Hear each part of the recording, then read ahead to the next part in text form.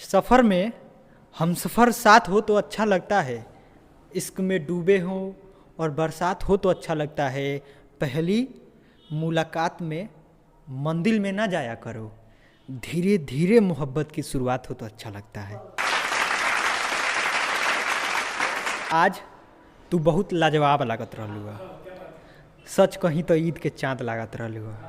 आज जब देखनी है तोहरा के लहंगा लखनऊआ में, कसम से तू बहुत टाप लागत रहलू है। मेरी हिम्मत मेरी दुनिया मेरे साथ में है, तब तक हर मुसीबतें अपनी औकात में हैं।